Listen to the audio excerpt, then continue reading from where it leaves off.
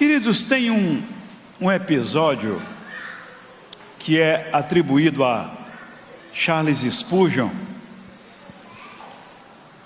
que uma vez, logo após uma pregação, uma pessoa se aproxima dele ali impressionada com o sermão que havia sido pregado. E essa pessoa pergunta a ele: pastor, quanto tempo é necessário para se preparar um bom sermão? Quanto tempo é necessário para se preparar um bom sermão? Ao que ele responde: 20 anos é o tempo que Deus leva para preparar um homem. Irmãos, o que a gente aprende com isso? Que o ministério, ele não é uma tarefa fácil. O ministério não é uma tarefa para ser tratado de um modo corrido. O ministério leva um tempo. O ministério requer de nós alguns cuidados. E hoje nós vamos falar de um tema que é fundamental para aqueles que são do ministério: o uso da fala do ministro. Essa nossa mensagem tem como fundamento um livro, Pastoreando a Igreja, do pastor Joseph M. Stowell. É um livro que ainda está em catálogo. É um livro dirigido a pastores. Eu não coloquei os créditos aí no material de vocês, mas nós vamos falar sobre isso. Tudo bem? Então vamos ler o texto de Mateus capítulo 12, verso 33. A palavra do Senhor diz assim: ou fazeis a árvore boa e o seu fruto bom, ou fazeis a árvore má e o seu fruto mau, porque pelo fruto se conhece a árvore. Raça de víboras, como podeis vós dizer boas coisas sendo maus? Pois do que há em abundância no coração, disso fala a boca. O homem bom tira boas coisas do seu bom tesouro, e o homem mau do mau tesouro tira coisas más. Mas eu vos digo que de toda a palavra ociosa que os homens disserem, hão de dar conta no dia do juízo. Porque por tuas palavras serás justificado, e por tuas palavras serás condenado. Meus irmãos, a espiritualidade bíblica não é uma proposta de espiritualidade intimista, solitária, como algumas religiões orientais. A pessoa sozinha vai vivenciar sua espiritualidade em cima de uma montanha no alto do Himalaia, e ali ele passa anos vivendo uma espiritualidade solitária. Cristianismo não é isso. O cristianismo é, sobretudo, uma experiência comunitária, meus irmãos. Envolve Deus, mas também envolve o outro. Envolve pessoas, e essa espiritualidade comunitária cresce através dos relacionamentos. E os relacionamentos envolvem a questão da fala. E a Bíblia Sagrada está repleta de passagens que nos chamam a atenção para o que falamos, como falamos e por que falamos. Isso é fundamental na vida de um ministro. Então cabe de imediato algumas perguntas que irão orientar a nossa reflexão essa noite. Primeira dessas perguntas: será que a nossa linguagem é orientada pela nossa personalidade e não pode ser domada? Por exemplo, a pessoa nasceu em um determinado signo, e ela é orientada pelas influências daquele signo, como creem alguns. Será que a pessoa nasceu com uma determinada personalidade e por isso se expressa de uma maneira, e essa maneira de falar não é domada, não pode ser domada? É porque há pessoas, irmãos, que arvoram um comportamento reativo através da fala, como algo inerente, como algo próprio de suas personalidades. Por exemplo, há quem diga: não levo desaforo para casa, mexeu com minha família, vai ter que ouvir, mexeu comigo, pode se preparar para se defender da artilharia pesada que trago na boca. Então, neste caso, essas pessoas acreditam a linguagem não pode ser domada. Mas no Salmo de número 32, versículo 9, tem um versículo bem interessante. O salmista faz uma advertência séria. Ele diz: não sejais como o cavalo, nem como a mula, que não tem entendimento, cuja boca precisa de cabresto e freio, para que se não atirem a ti. Então, na compreensão do salmista, há pessoas que agem como cavalos e mulas, pessoas que só param se forem forçadas, pessoas que precisam de cabresto, de freio, se não correm o risco de se atirarem contra outras pessoas. Há pessoas que não sabem a hora de parar, e o Russell Champlin, ele conclui, abre aspas: se alguém está à procura da sabedoria, não haverá de consultar um cavalo ou uma mula. Os irmãos estão entendendo até aí? Então, queridos, não podemos agir, você que é do ministério, você que está prestes a assumir uma função mais elevada, uma função de liderança, você que é um pastor, você que é um presbítero, não podemos agir como animais que não podem receber instrução. Deus está procurando homens e mulheres que cumpram a sua vontade de maneira voluntária, mas de maneira responsável. Ele espera que apliquemos a nossa inteligência à vida espiritual, o domínio próprio, meus amados irmãos, como fruto do Espírito, que Paulo trata na carta aos Gálatas, capítulo 5, verso 22, também diz respeito à fala. Segunda pergunta para orientar nossa reflexão: será que cada um fala o que quer? Terceira pergunta: falar o que quer é uma virtude? Poucas coisas são mais poderosas do que nossas palavras, irmãos. Elas podem fortalecer e enriquecer a nossa vida, podem também, melhor dizendo, diminuir a nossa presença e abater pessoas ao nosso redor. Alguém que sabe se expressar bem, alguém que se comunica bem, aquilo causa uma boa impressão, as pessoas gostam de ouvir, as pessoas têm atenção, porque é uma pessoa que tem cuidado com o que fala. A Bíblia fala acerca de Samuel, o profeta Samuel, que nenhuma das suas palavras deixou cair por terra. Era um homem cuidadoso com o que falava.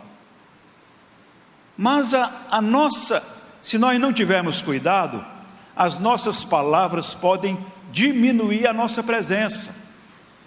Porque uma pessoa que muitas vezes não sabe se expressar de maneira madura, de maneira séria, as pessoas não levam a sério a sua presença e acabam por evitá-la. As palavras têm consequências, queridos. Vou abrir aspas aqui porque é uma citação. As palavras decidem destinos, fecha aspas. Era com essa advertência que um antigo pastor orientava aos novos pastores de sua denominação. Depois de ordenados, depois que chegavam ao colegiado de pastores, eles eram orientados a ficarem um pouco calados, ouvirem mais, falarem menos. E ele dizia que as palavras decidem destinos. e o objetivo era treinar os seus pastores, os pastores daquela denominação, daquela igreja, para que não fossem homens precipitados. Um dia desses, conversando com o pastor Manuel Filho sobre essa temática, e o pastor Manuel Filho disse que depois que foi ordenado, ele passou 10 anos calado, até se levantar e falar numa reunião de pastores. 10 anos. Salomão disse em Provérbios capítulo 25, verso 11, como maçãs de ouro em salvas de prata, assim é a palavra dita a seu tempo. Uma palavra apropriada e oportuna, seja ela uma palavra de conselho, de consolo, ou de instrução, ou de resposta a uma questão difícil, é algo precioso que redunda em grande bem em prol da comunidade e do próprio indivíduo. Tal palavra é como beijos de afeto, conforme Provérbios capítulo 24, verso de número 26. Eu deixei alguns versículos para depois vocês lerem em casa.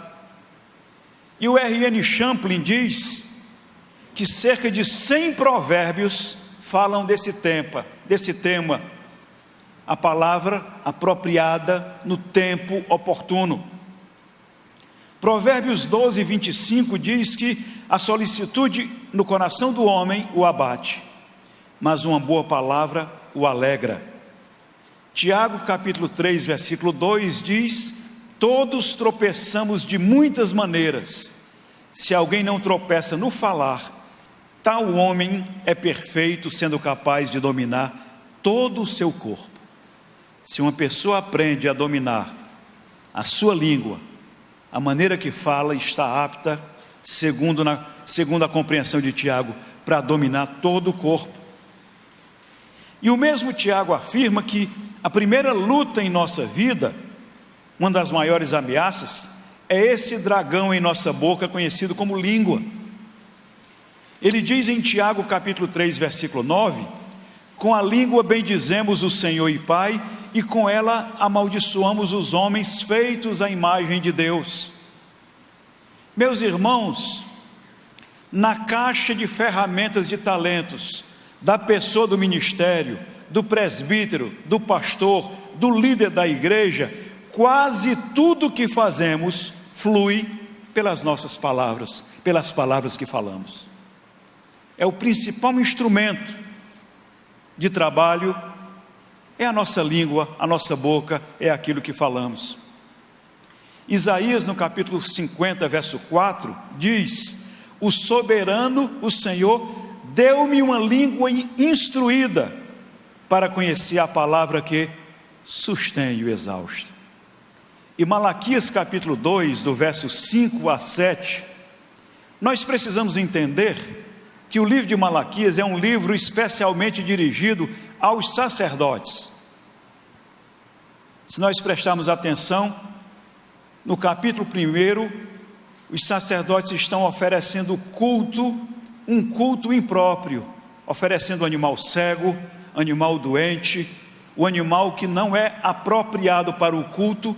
Aquilo diz respeito a um rebaixamento dos padrões do culto, e Deus faz essas advertências aos sacerdotes. No capítulo 2, ele traz uma palavra que ele toma Levi como referência, que foi tomado a tribo de Levi como uma referência de uma tribo especial, uma tribo sacerdotal. E o Senhor diz aqui, tomando Levi como padrão: meu concerto com ele foi de vida e de paz, e eu lhes dei para que me temesse, e me temeu, e assombrou-se por causa do meu nome.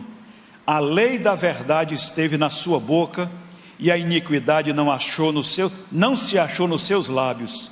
Andou comigo em paz e em retidão, e apartou a muitos da iniquidade, porque os lábios do sacerdote guardarão a ciência, e da sua boca buscarão a lei, porque ele é o anjo do Senhor dos exércitos. Louvado seja Deus. Claro que anjo aqui está no sentido de mensageiro. Um dos aspectos estratégicos do nosso chamado como líderes, irmãos, é sermos mensageiros da verdade da parte de Deus. Se violarmos a integridade do nosso ministério com palavras, com nossas palavras, mesmo nos momentos mais descontraídos e informais, isso pode minar a capacidade delas de carregar o peso apropriado quando falamos da parte de Deus. Nós precisamos ter cuidado com as nossas falas, com as nossas piadas, com aquilo que falamos, com quem falamos, porque isso pode comprometer quando subirmos ao púlpito e as pessoas não darem crédito à nossa pregação. Os irmãos estão entendendo? As palavras deixam impressão, irmãos. Há dois aspectos principais acerca das palavras que empregamos e das coisas que dizemos. Primeiro, palavras deixam impressões.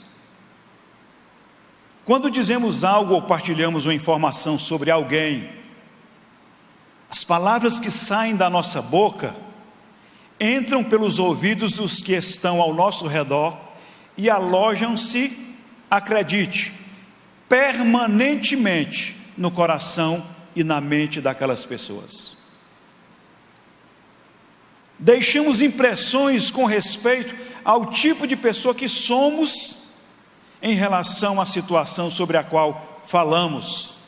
Jesus diz: o homem bom tira boas coisas do seu bom tesouro, e o homem mau do mau tesouro tira coisas más. Mateus capítulo 12, verso de número 35.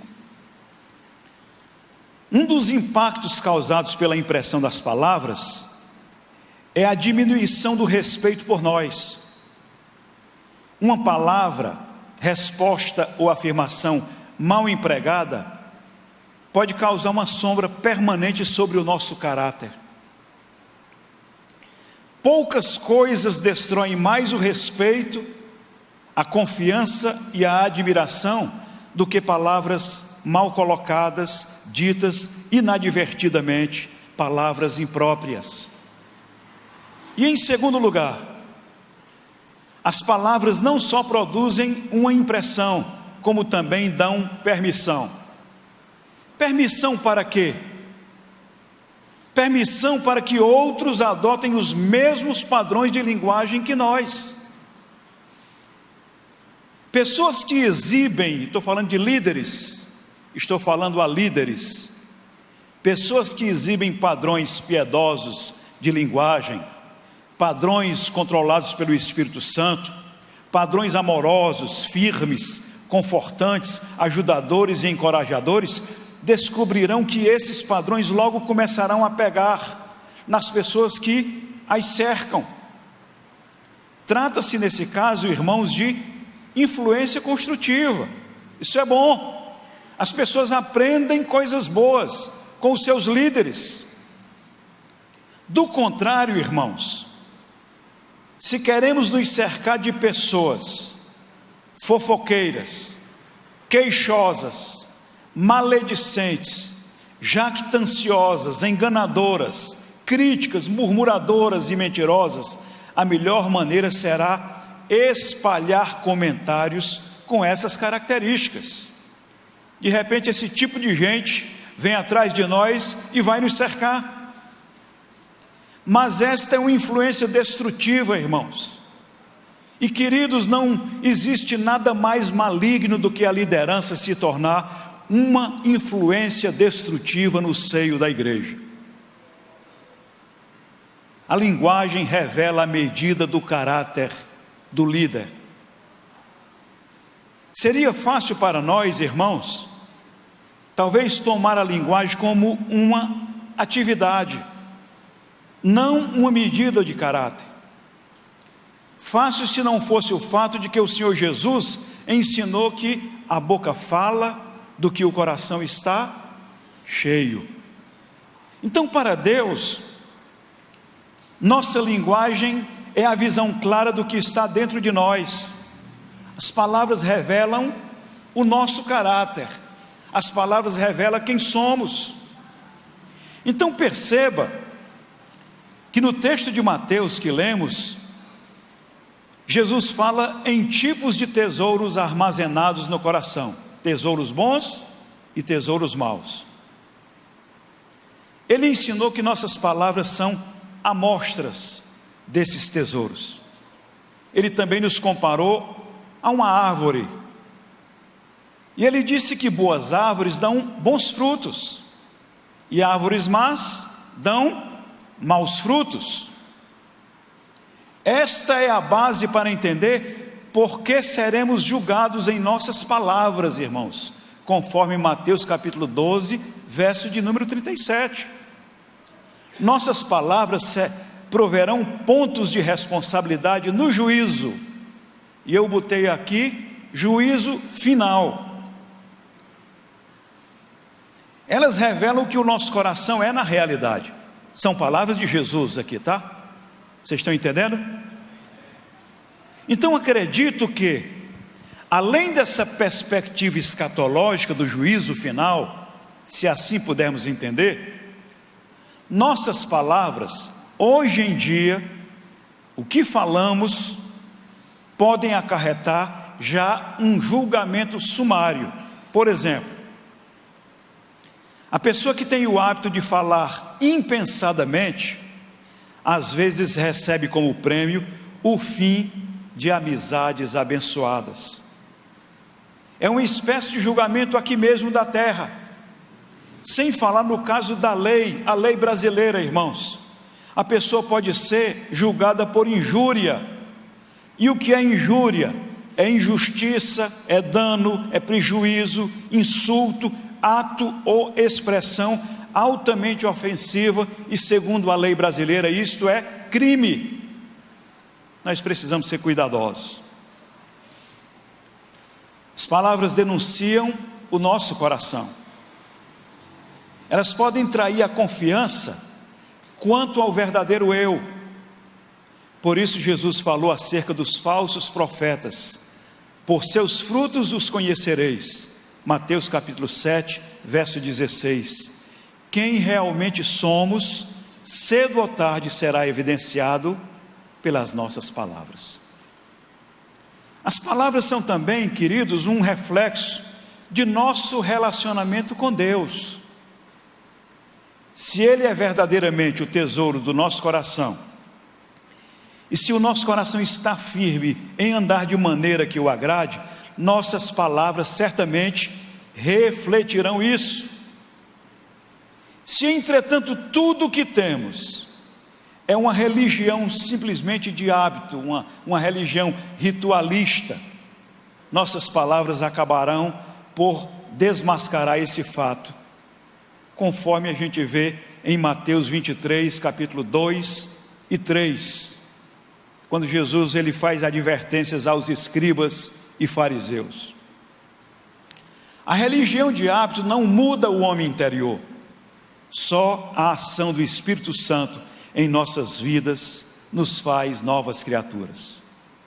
E eu quero ver com os irmãos hoje aqui 6 tipos de conversas que destroem o caráter e minam relacionamentos. 6 tipos de conversas. Então vale dizer, irmãos, que os cuidados com a fala dizem respeito também e principalmente ao uso da internet, aos grupos de WhatsApp, às redes sociais. Porque quando Jesus proferiu essas palavras, naquela época, normalmente se falava pela boca, mas hoje a gente fala também pelas mãos, a gente fala com os dedos também. E nós precisamos que essa proposta de instantaneidade do mundo, onde tudo tem que acontecer muito rápido, onde tudo é para ontem, onde nós temos que ser ágeis na vida profissional e em outros desafios, nós precisamos ter cuidado, porque no ministério isso às vezes não funciona, porque no ministério nós precisamos elaborar, pensar, orar, pedir um conselho a alguém, e depois é que nós iremos nos manifestar. não dá para sermos muito rápidos. Os irmãos estão entendendo? Então, a instantaneidade da comunicação moderna não pode nos arrastar para uma vida descuidada e irresponsável. Ponderação, prudência, entendimento são palavras-chave na vida da pessoa do ministério. Vamos repetir? Ponderação e prudência, essa parte aí até o final dessa frase. Vamos lá juntos? Ponderação, prudência, entendimento são palavras-chave na vida da pessoa do ministério. Qual o primeiro tipo de conversa que destrói o caráter e mina os relacionamentos? Fofoca.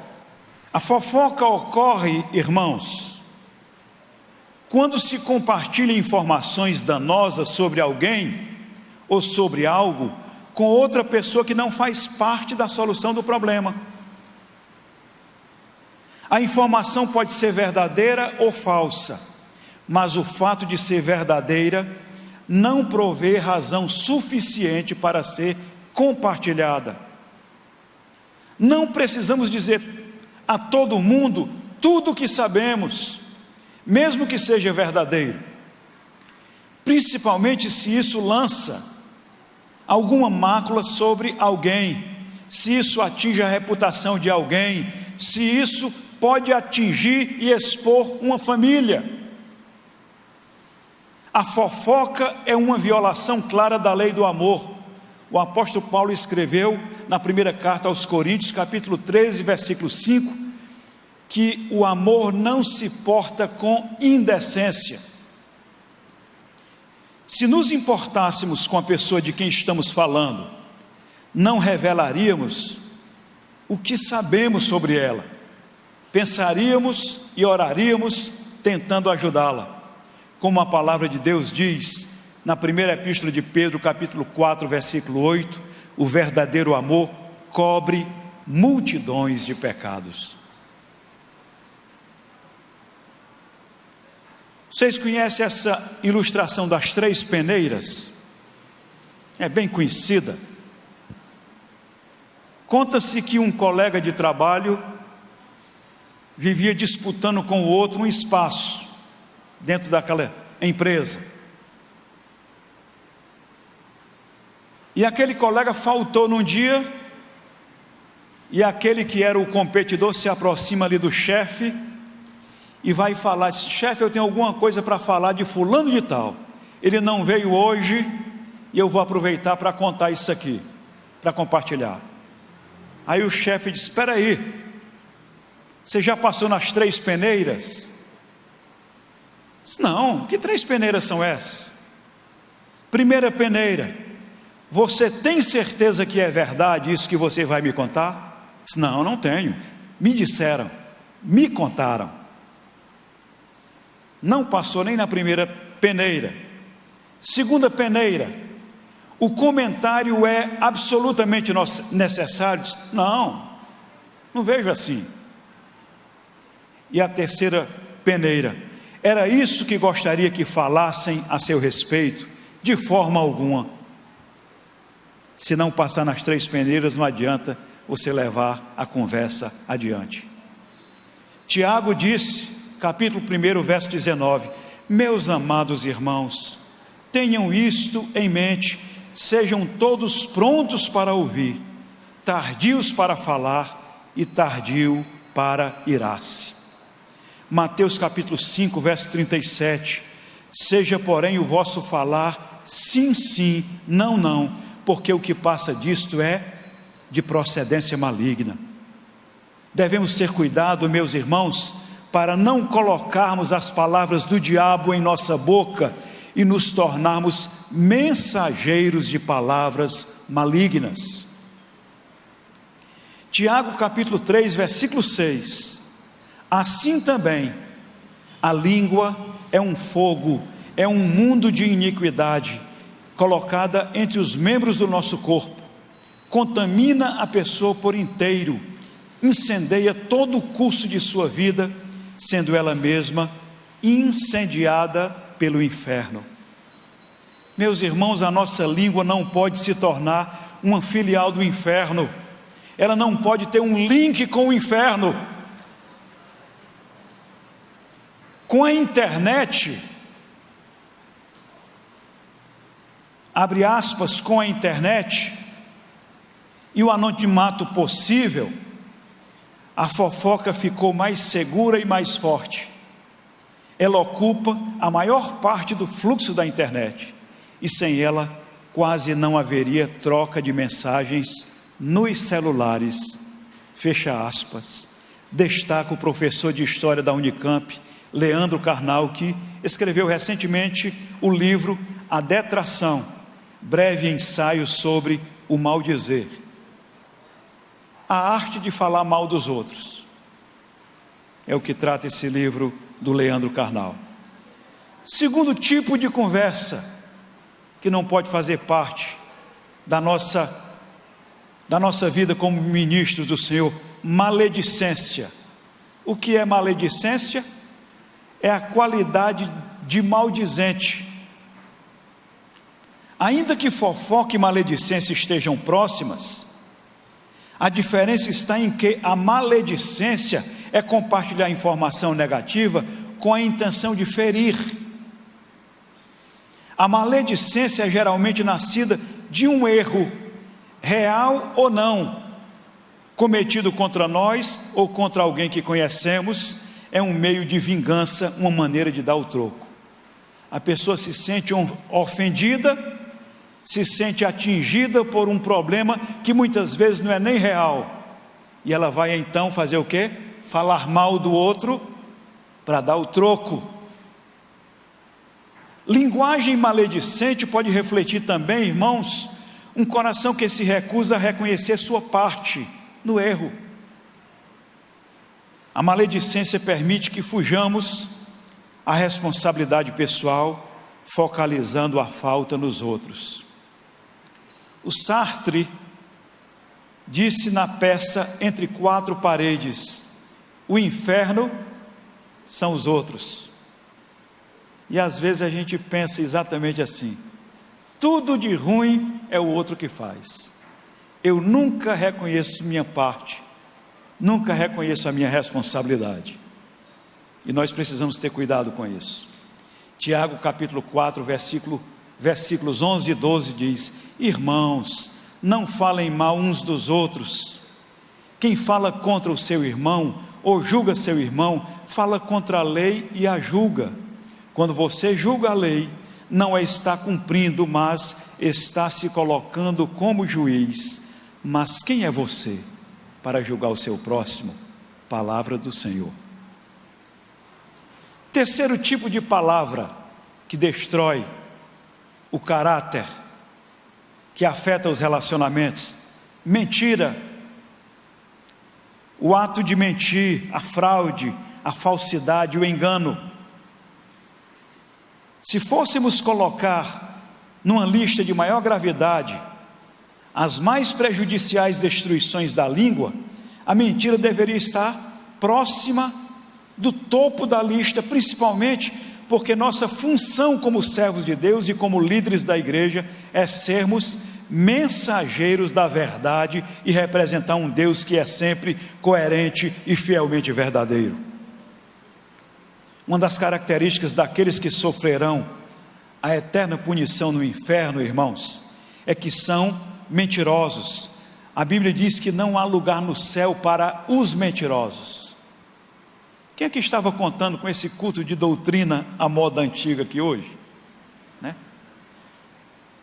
Apocalipse capítulo 21, versículo 8 diz: mas os covardes, os incrédulos, os depravados, os assassinos, os que cometem imoralidade sexual, os que praticam feitiçaria, os idólatras e todos os mentirosos, o lugar deles será no lago de fogo que arde com enxofre. Esta é a segunda morte.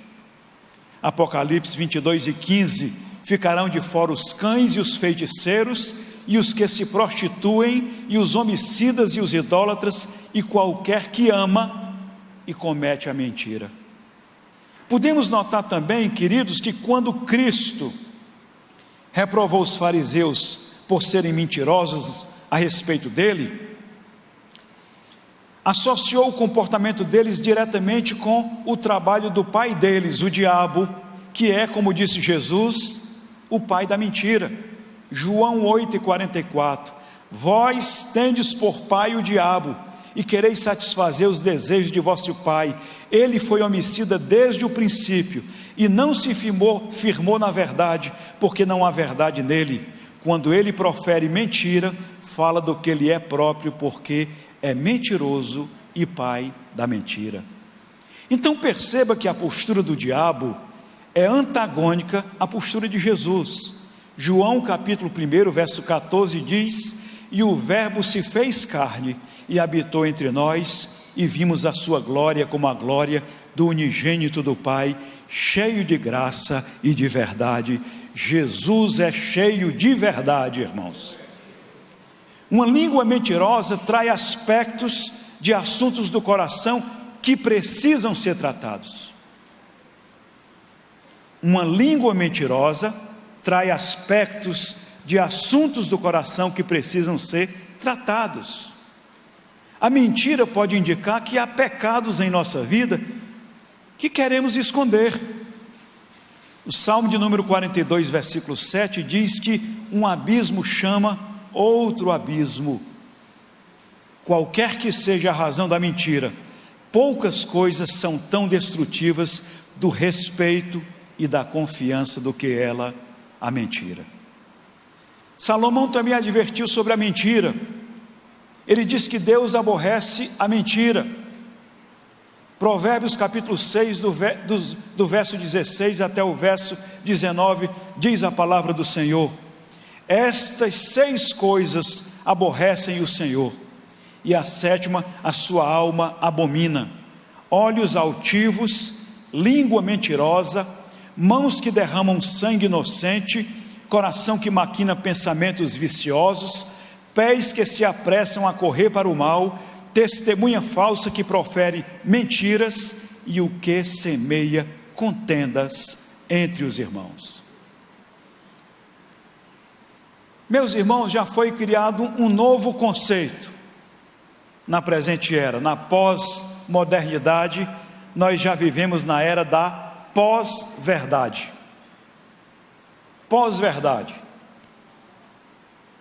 A divulgação de notícias falsas, as chamadas fake news, para manipular a opinião pública e reforçar crenças pessoais, se disseminou com a ajuda da internet e das redes sociais.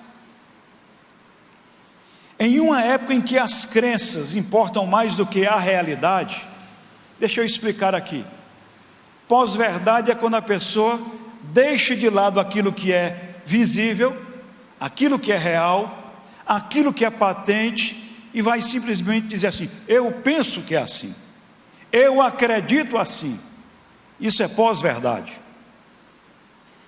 Isso abre a porta, abre a janela para as chamadas fake news. Então, em uma época em que as crenças importam mais do que a realidade, a disseminação de notícias falsas ganha terreno, e impulsionada pela internet, pela polarização política. Então, segundo o dicionário Oxford, a pós-verdade, esse termo pós-verdade, foi a palavra do ano de 2016. A pós-verdade se refere às circunstâncias nas quais os fatos objetivos têm menos influência em moldar a opinião pública do que apelos à emoção e às crenças pessoais. Precisamos ter cuidado que fake news também significa mentira. Nós não podemos simplesmente acreditar em tudo que vem pelo grupo de WhatsApp e sair lançando por aí, acusando pessoas. A pessoa do ministério precisa estar atenta para não se tornar um espalhador de mentiras, de notícias falsas. Vejo tanta gente precipitada, irmãos, no uso da internet. Gente que não reflete, gente que não mede as consequências, gente que não apura a veracidade dos fatos e vai replicando o que ouve e o que vê. Vamos ler juntos essa última parte? Ponderação, prudência, entendimento são palavras-chave na vida da pessoa do ministério. Quarto tipo de conversa que precisa andar longe de nós: o dolo. Mas o que é o dolo? Qualquer ato consciente com que alguém induz, mantém ou confirma outrem em erro. Dolo também é má-fé, logro, fraude, astúcia, maquinação. O dolo é a ação praticada com a intenção de violar o direito alheio. O dolo é fraude, artifício ou sugestão de induzir em erro. O dolo é parente próximo da mentira.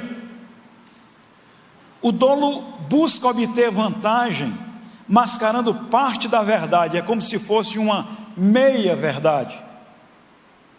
E o dolo vem torcendo detalhes ou manipulando a comunicação para causar uma impressão menos verdadeira. Ele vem encobrindo a realidade. Eu botei uma segunda ilustração, um fato que eu presenciei quando ainda era uma criança. Fui criado num lar cristão, irmãos, e na minha época os pais eram muito rigorosos na educação dos filhos, preceitos bíblicos de honestidade, de verdade, não podia mentir, não podia desobedecer aos pais. E eu conheci este homem chamado Cleiton, na época era um rapaz, e eu uma criança. E vizinho à casa do Cleiton tinha um homem chamado Ranulfo, e o Ranulfo tinha um violão, tocava violão, e o Cleiton era doido para fazer negócio naquele violão do Ranulfo. E o Cleiton era crente, uma família de crentes. E o pai do Cleiton era delegado no interior. Naquela época, os delegados, quando voltavam para casa no final de semana, traziam presentes e tudo mais. E o pai do Cleiton tinha feito um negócio, já pegou de segunda mão um relógio Oriente, da época do pastor Valderi. Aquele Oriente, né? Era uma moda do relógio Oriente. E o pai do Cleiton trouxe aquele relógio Oriente assim, oval, que o Cleiton, que ele já tinha pego do negócio de terceiro o pai dele, atente bem. E o Cleiton, crente, quando ele pega aquele relógio oval, disse: parece o Maracanã. É o Maracanã. Quando foi visitar o Ranulfo, e eu ali presenciando tudo, o Ranulfo disse: oh, relógio bonito, é o Maracanã, comprei hoje, é novinho em folha, zerinho, zerinho. E para fortalecer aquela mensagem, ele disse: a palavra do crente é sim, sim, não, não. Eu nunca esqueci isso, irmãos, nunca esqueci isso. O dolo revela as mesmas realidades íntimas que a mentira, exceto que não é tão gritante na apresentação, é quase verdade. O Salmo de número 32, versículo 2 diz: bem-aventurado o homem a quem o Senhor não imputa maldade, e em cujo espírito não há engano, não há dolo. A Bíblia Viva traduz esse texto assim: como é feliz o homem cujos pecados Deus apagou e está livre de más intenções em seu coração. A pessoa que infere no dolo é mal intencionada. Isso não pode fazer parte da nossa vida, irmãos. Salmo de número 34, versículos 12 e 13. Quem de vocês quer amar a vida e deseja ver dias felizes? É uma pergunta retórica, mas vem a resposta do homem de Deus. Você quer ser feliz? Quer viver bem? Guarde a sua língua do mal e os seus lábios da falsidade e os seus lábios de falarem dolosamente. Você vai ser muito feliz. Quinto tipo de conversa que não pode fazer parte da nossa caminhada, porque destrói o caráter, compromete os relacionamentos, é a murmuração. Murmurar é queixar-se em voz baixa, é falar mal de alguém ou de alguma coisa. O murmurador é sempre pessimista, é sempre negativista. E a murmuração, irmãos, é um mal que pega, contamina, é uma doença contagiosa. Uma das características dos filhos de Israel, enquanto caminhavam pelo deserto, era a murmuração e o espírito queixoso. Era um povo que convivia com o milagre, era um povo que celebrava, chamava Miriam com o grupo de coreografia da igreja, fazia festas brilhantes, mas no outro dia estava falando mal do pastor. Isso desagradou tremendamente a Deus, pois, como o Antigo Testamento diz, refletia diretamente falta de gratidão pelo que o Senhor havia providenciado e a falta de valorização da direção soberana de Deus na vida deles. Textos aí para a lição de casa, para vocês lerem. Números capítulo 11, quando Moisés envia os 12 espias, mandou 10 homens capazes, 10 líderes, 12 príncipes, melhor dizendo, 12 líderes. E quando eles voltam daquela viagem, 2 deles têm uma visão otimista, e 10 daqueles homens contaminam toda a comunidade. 10 pessoas podem estragar uma igreja. 10 pessoas, 10 murmuradores. Começaram a falar mal da terra e o povo começou a chorar e sentiu vontade de voltar para o Egito. Há pessoas que são simplesmente, irmãos, insatisfeitas com tudo e não hesitam em destilar o veneno da murmuração que abomina a Deus. Por exemplo, claro que vocês não conhecem isso, mas existe. Há esposas que murmuram contra seus maridos. Há maridos que só reclamam de suas esposas. Há mães para quem os filhos, por mais que se empenhem, nunca agradam. Um dia desses, conversando com um rapaz crente, cuja mãe também é crente, este me disse: pastor, eu gostaria tanto de começar o dia de forma mais agradável com minha mãe, gostaria de pedir a bênção, mas logo cedo ela já está carregada de mau humor e nem me dá tempo de dizer bom dia ou qualquer outra coisa, está sempre reclamando, está sempre murmurando. O hábito terrível da murmuração, com muita facilidade evolui e leva a pessoa a murmurar constantemente contra a igreja, contra o pastor, mas o pior é quando a pessoa começa a murmurar contra Deus.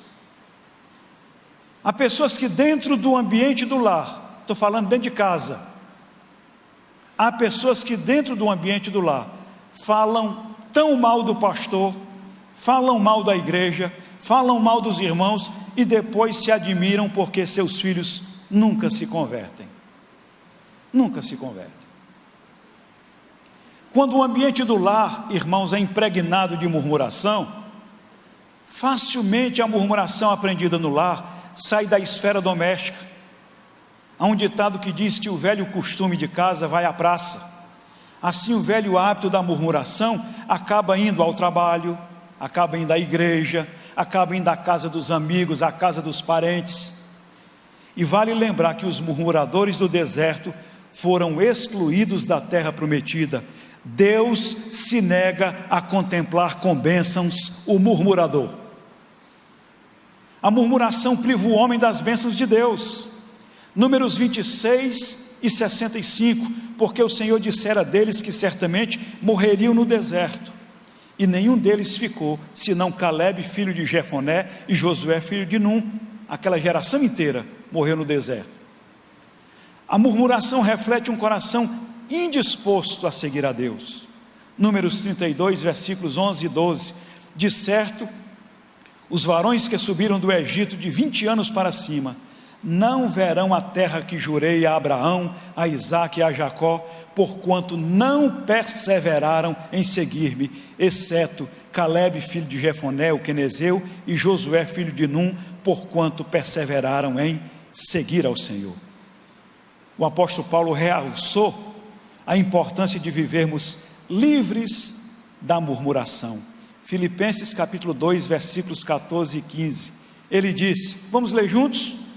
Fazei todas as coisas sem murmurações nem contendas, para que vos torneis irrepreensíveis e sinceros, filhos de Deus imaculados, no meio de uma geração corrupta e perversa, entre a qual resplandeceis como luminares no mundo.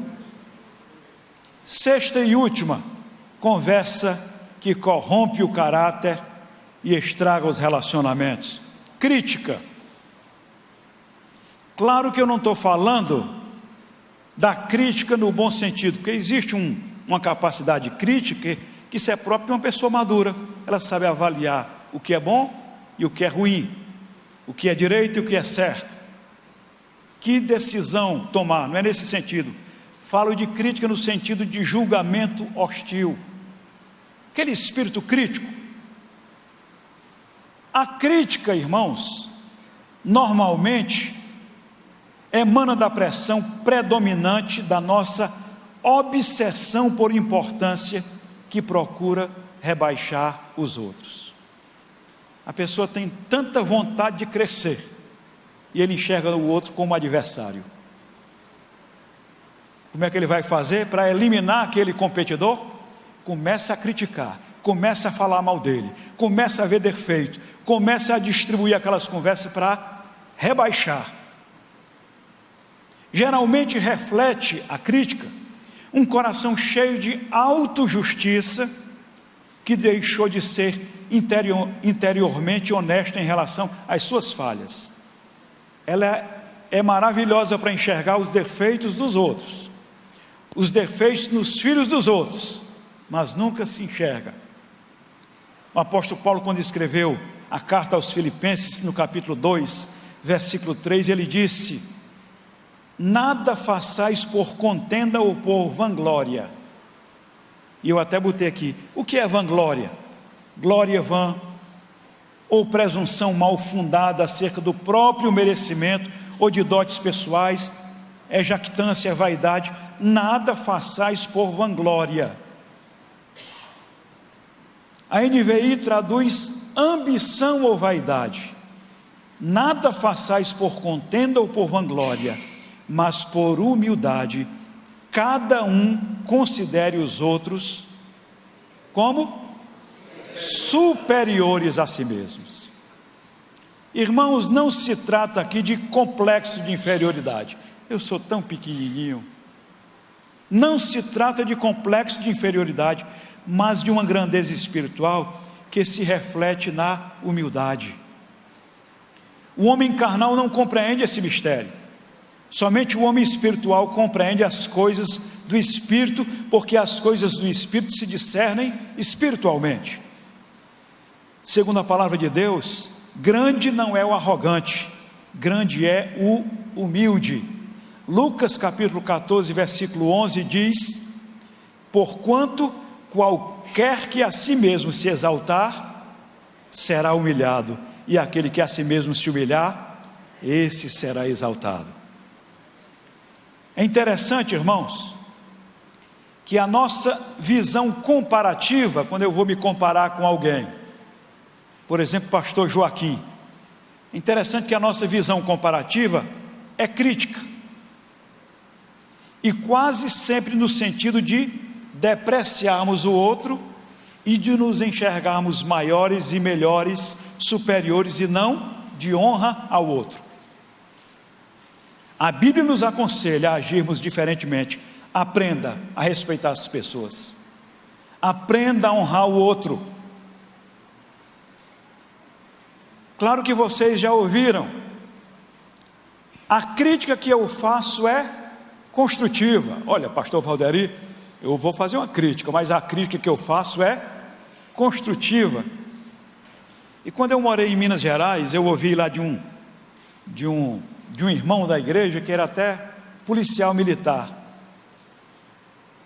e ele me disse que não existe de fato a crítica construtiva,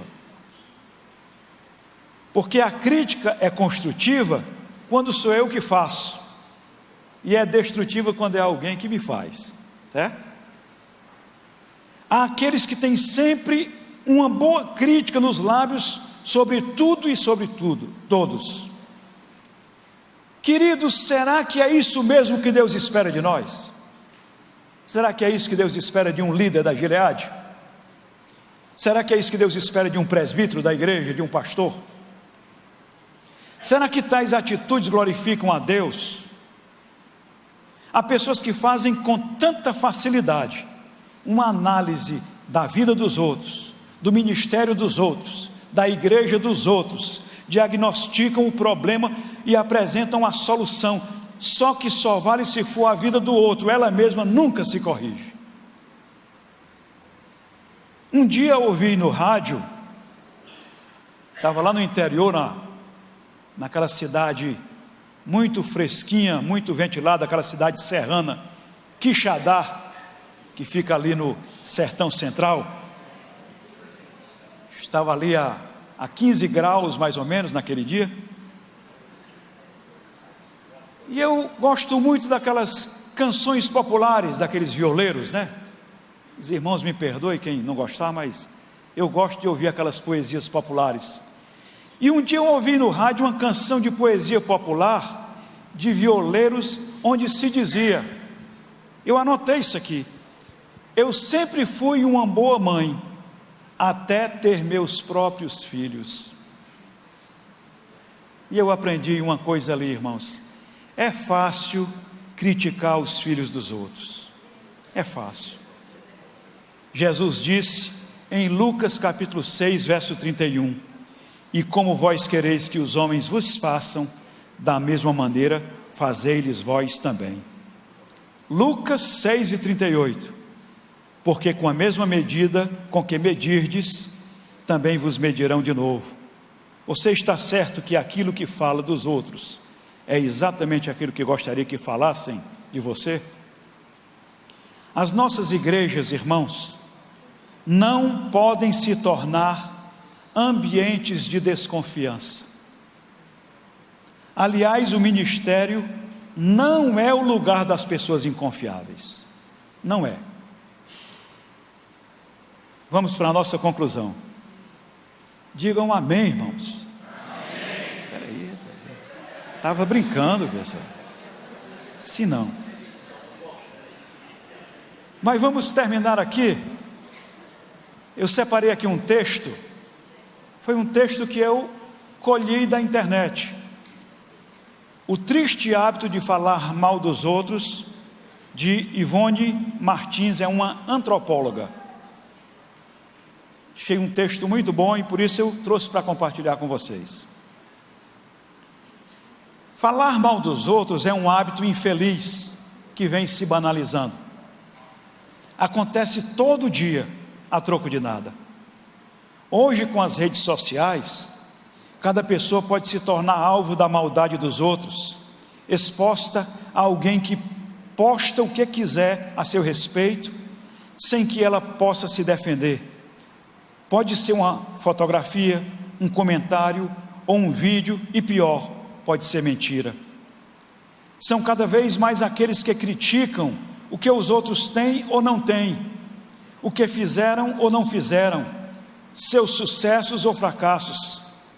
Para justificar as críticas, começam dizendo: gosto muito dela ou gosto muito dele. E pouco depois, fica claro que aquele de quem disseram tanto gostar, se transforma em alguém que afinal não suportam.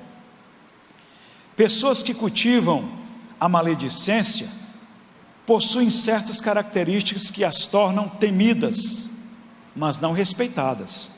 São perigosas porque não têm escrúpulos, não se importam se o que estão dizendo é verdade ou não.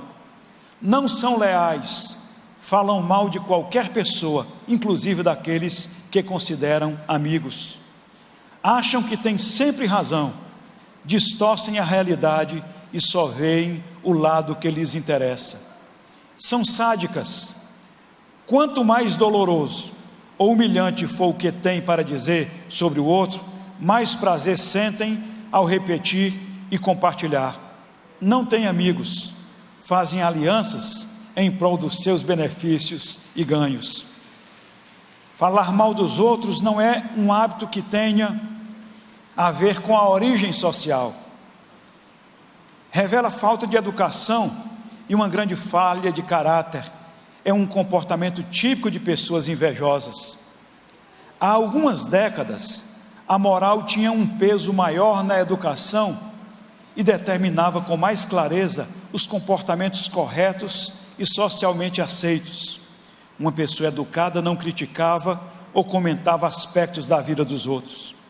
Esse comportamento, além de ser muito elegante, era e continua sendo um comportamento do bem. Diz-se que o mundo vai mal e o ser humano está piorando, mas bastaria que cada um de nós cultivasse um pequeno gesto para tudo começar a mudar. As grandes mudanças sempre começam com pequenos passos. Deixar de falar mal dos outros, evitar replicar e compartilhar o que é mal, é uma atitude muito simples, mas com grande impacto ao nosso redor. Ninguém é obrigado a gostar de todos ou de todas as coisas. Aliás, isso nem seria possível, mas fazer opções de vida não significa ser grosseiro e mal com os outros, falando mal deles. A vida é cheia de voltas e reviravoltas, e aquilo que se faz aos outros, um dia retorna, é inevitável. A grande verdade é que vemos e julgamos o mundo pelos nossos olhos, por aquilo que somos e espreita dentro de nós. Por isso, falar mal dos outros sempre revela muito mais de quem fala do que de quem está sendo falado. Agora é a minha conclusão. O que fazer, meus irmãos? Como proceder se tenho identificado em mim algumas dessas características destruidoras do caráter e dos relacionamentos que desagradam a Deus? Eu quero dizer, no nome santo de Jesus, que há cura de Deus para nós. A cura de Deus para nós. E a nossa cura começa no interior, na alma, no coração. A boca fala daquilo que o coração está cheio. É o coração que precisa ser tratado, é o homem interior que precisa mudar. Vocês, muitos já estão no ministério e outros estão a caminho de um cargo mais elevado no ministério. Precisam ser mais cuidadosos. É o caráter que precisa ser visitado pelo fruto do Espírito. E só conseguimos isso quando somos lavados pelo sangue de Jesus, através da confissão e do perdão de Deus. E o segundo passo é a vigilância constante. Jesus está dentro de mim em todo o tempo? Ou será que Jesus me abandona de vez em quando estou dirigindo, por exemplo, ou jogando bola, ou fazendo negócios, ou quando estou zangado? Nossa oração constante devia ter o mesmo conteúdo que a do salmista quando encerrou o Salmo 19, verso 14. Vamos ler todos juntos? Sejam agradáveis as palavras da minha boca e a meditação do meu coração perante tua face, Senhor, rocha minha e libertador meu. Amém.